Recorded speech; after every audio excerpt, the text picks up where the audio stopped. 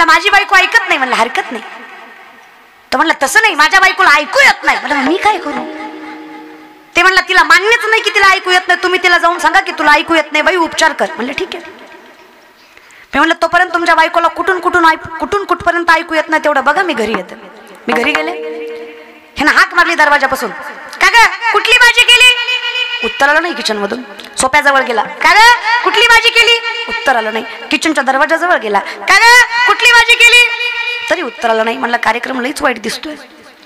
कानाजवळ गेला. का ग कुठली भाजी केली?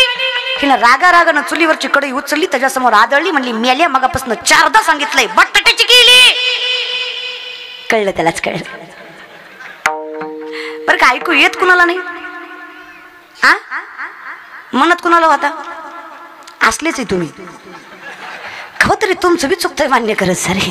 चुकत नाही असं जगात माणूस. अरे देवाचं चुकतं, आपली काय कथा. नारदाची चूक झाली म्हणून तर 60 लेकरं भोगावी लागली, हे की नाही? तुमची आमची काय कथा घेऊन बसले दादा? म्हणून विनंती आहे, पाया पडतो तुमच्या, थोडे डोळे उघडा.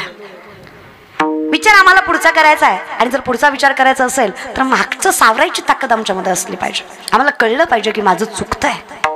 कळे ते न कळे ते कळे माऊलींचं वर्णन नाही. कळत नाही एवढं तरी कळावं तो शहाणा आहे. आणि येडं बनून राहा आयुष्यात, फार शहाणं व्हायचा प्रयत्न करू नका. माझ्या आईला 2 लेकरं, एक शहाणं एक येडे. एक शहाणं एक येडे.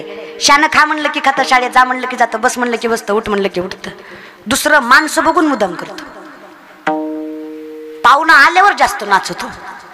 त्याला माहिती आहे माणसात काय करते, निस्ती जातो खाती, करते काय, काहीच करू शकत नाही माणसात, ती मुदाम करतो.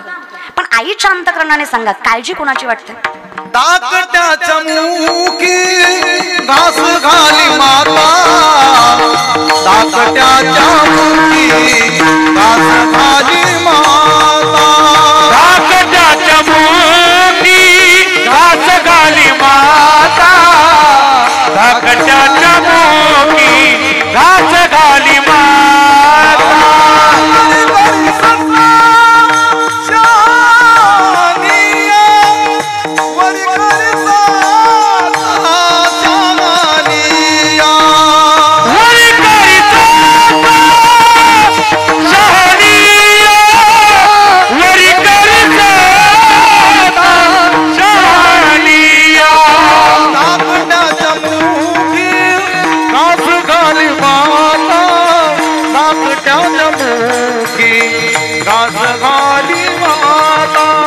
धाकट्याच्या मुखी घास घाली माता,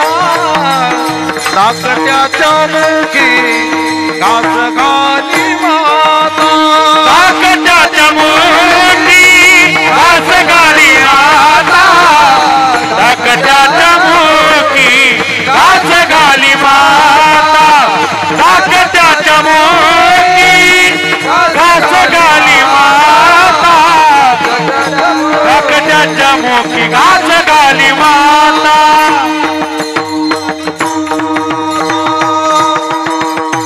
खोडकर लेकराची काळजी जास्त वाटते आईला. जगाच्या मालकिनीचंही तसंच आहे. जी माझी पंढरीची माय आहे तिचंही तसंच आहे. ती म्हणते हा शाणा, याला माझी गरज नाही, हा येडा, याला माझ्याशिवाय कोणी सांभाळणार नाही. पण वेडे बनून राहा. तेव्हा मला जमत नाही शास्त्र विस्त्र, काही जमत नाही तेव्हा, पण मी तुझी पंढरीची वारी करणार, वारकरी होणार, मी देकादस करणार, मी सामर्थ्याने तुझं नामचिंतन करणार. ज्याने केलं त्याला काळजी नाही, ज्याने नाही केलं तर गवा सांगतात, कोण दिवस येईल कैसा नाही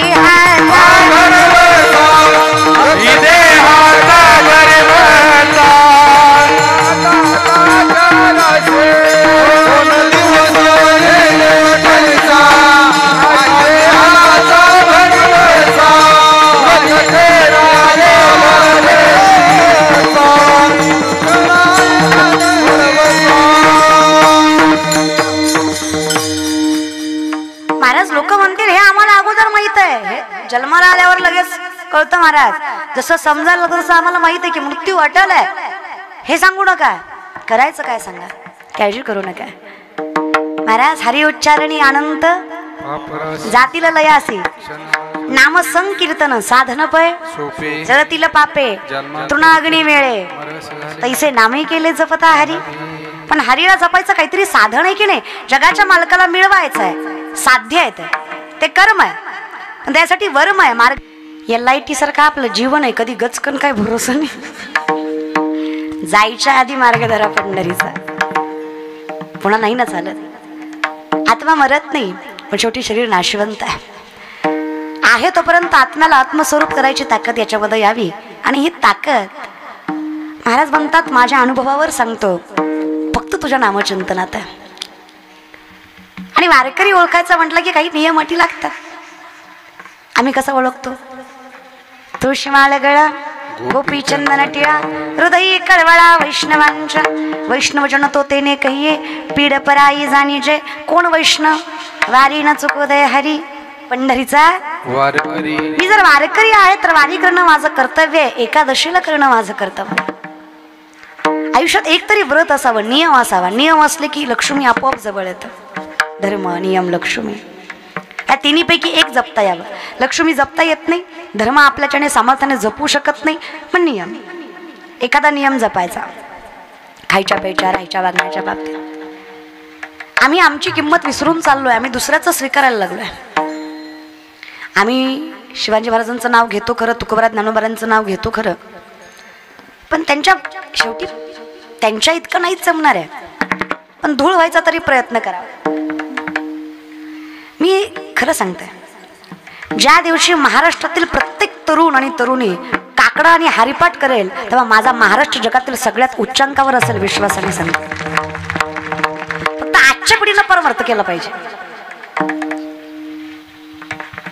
साधा प्रश्न आहे माझा. देवघर आहेत तुमच्या घरात? देवघर देवघर आहेत आमच्याकडे असतात, तुमच्याकडे? आमच्याकडे माणसाला मेल्यावर जाळतात, तुमच्याकडे? विचारलं महाराज.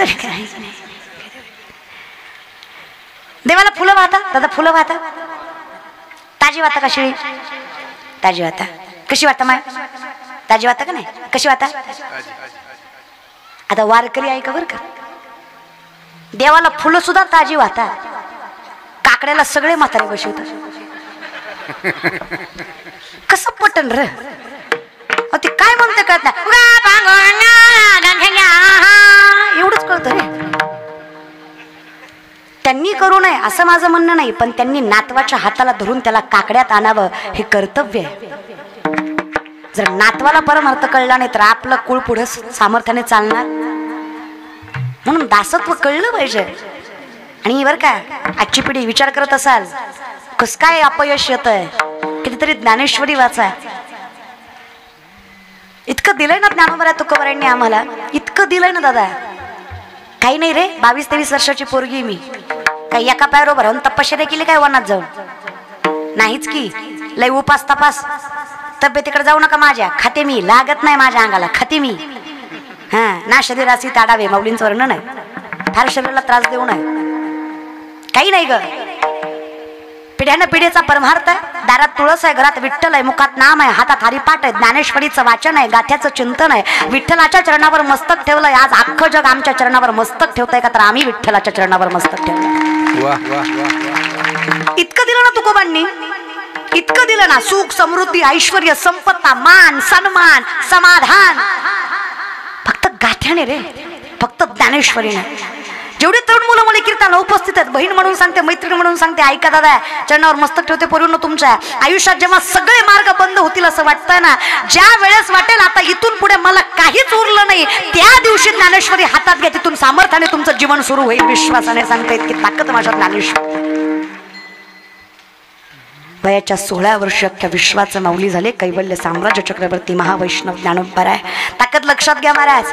90% विज्ञान म्हणजे ज्ञानेश्वरी आहे. 90% सायन्स इट्स ज्ञानेश्वरी. या बल्बचा शोध 100-125 वर्षापूर्वी सायंटिस्टना लावला. 750 वर्षापूर्वी माऊली ज्ञानेश्वरी मध्ये सांगतात, उदकाचे ने आवेशे प्रगटले ते जलक्लकित दिसे या विजू माझी असे सलील काही.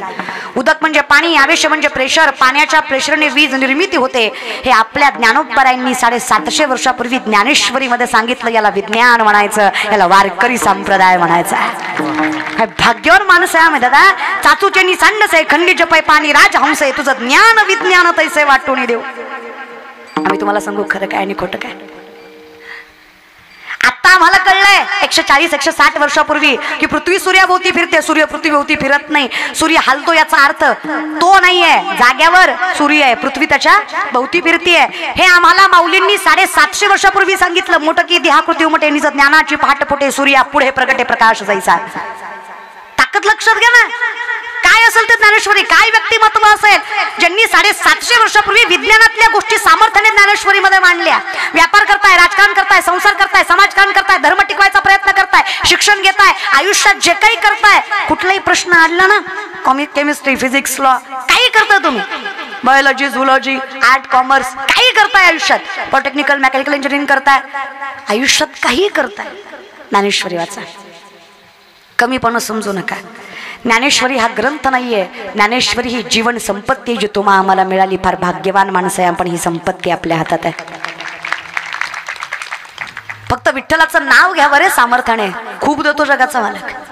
फक्त वारी करावी, फक्त एकादश करावी. लोक म्हणतात काय होतं या वारीने, काय होतं एकादशीने. अहो 9 महिने भरले चोखोबरायांच्या बायकोचे. किती? 9 महिने. नामदेवरांचा 47 चरणाचा अभंग आहे. चोखोबाची कांता असे ती गर्भीनं झाले, ती पूर्ण नवमास. 9 महिने भरलेत, 4-5 दिवसावर बाळंतपण आलंय. आणि नवऱ्याचं विठ्ठल विठ्ठल ऐकून बायकोची चिडचिड होतीये. सोयराबाई नाव आहे चोखोबरायांच्या बायकोचं. सोयराबाई म्हणतात अहो धनी, घरात अन्नाचा कण नाही खायला आणि विठ्ठल विठ्ठल म्हणता. अहो विठ्ठल विठ्ठल म्हणून कुठं संसार चालतो का? आणि भगवंताचं नाव घेऊन कुठं संसार फुलतो का? फक्तच भजनाने संसारात चालली असती ना तर स्वामी आयुष्यात कष्ट करायची गरज पडली नसती. नवजात शिशु जन्माला येणार आहे, घरात लेकरू होणार आहे आपल्याला, आणि घरात अन्नाचा कण नाहीये, कसा चालणार आहे तेव्हा आपला संसार? बट करा ती भजन, बास करा ती वारी, सोडा ती एकादश आणि करा काम, करा जरा. बघा जरा इकडे तिकडे, संसार फुललेत लोकांचे. भजनाने पाठीमागे राहिलोय आपण. लोक मानत नाही आपल्याला. बायकोची चिडचिड ऐकून राग आला चोखोबरांना. माझ्या विठ्ठलाच्या नामात भंग घालतीये माझी बायको. अहो तेवढी गर्भवती बाई आमच्या चोखोबरायांनी तशीच घरात ठेवली. आणि चोखोबराय रागाने बहिणीच्या घरी गेले. निर्मला नाव त्यांच्या बहिणीचं. बहिणीच्या घरी निघून गेले. उलट आले 2 प्रहर झाले, पण आपला नवरा घरी जेवायला आला नाही. चिंता वाटायला लागली सोयराबाईला. सोयराबाईनं जगाच्या मालकाकडे याचना केली, विठ्ठला माझ्या नवऱ्याला पाठवून दे. चुकलं माझं. विठ्ठल विठ्ठल करीत होता, पण तोंडासमोर तरी बसला होता. माझ्या तोंडानं तोंडासमोरचा बी गेला. माफ करा देवा, चुकलं माझं. बोलणार नाही इथून पुढे काहीच, पण देवा अवघडलेली बाई आहे मी. आई ना बाप, बहीण ना भाऊ, घरात एकटी आहे मी. वाईट वेळ आहे देवा माझ्यावर. बाळांपणात जर कोणी सोबत नसेल ना तर माझा आणि माझ्या लेकराचा जीव जाईल. माझी चिंता नाहीये पांडुरंग मला, पण माझं लेकरू बघायचंय मला. देवा लय 9 सायासानं 8 तासानं गर्भवती राहिली आहे मी पांडुरंगा. माझ्या नवऱ्याला पाठवून द्या. आयुष्यभर भजन केलंय माझ्या नवऱ्याने तुमचं, माझ्या नवऱ्याला पाठवून द्या. याचना करतायत सोयराबाई देवाकडे. पण देवाच्या भजनात दंग असणारे चोखोबा निर्मलेच्या घरी आहेत. येणार तरी कसं? लोक म्हणतात देवाचं नाव काय देतं. आजची पिढी म्हणते भजनाने काय होतं. आमची माणसं म्हणतात पंढरीची वारी केल्यावर काय मिळतं. मिळतं काय ऐका. त्रैलोक्याचा नाथ आहे, जगाचा बाप आहे, पंढरीचा राजा आहे, अखिल कोट ब्रह्मांड चालक आहे, विश्वाचा मालक आहे. हे त्रैलोक्य त्याच्या इशाऱ्यावर चालतंय, पण तो माझा पांडुरंग भक्तासाठी लाज सोडून त्याच्या दारात येऊन उभा राहतोय. हे भजन देतोय. वैनी उघडा दार हाक मारी, वैनी उघडा दार हाक मारी. चोखोबाची बहीण झाला शारंग धर. चोखोबाची बहीण झाला शारंग धर. वैनी उघडा दार हाक मारी, वैनी उघडा दार हाक मारी.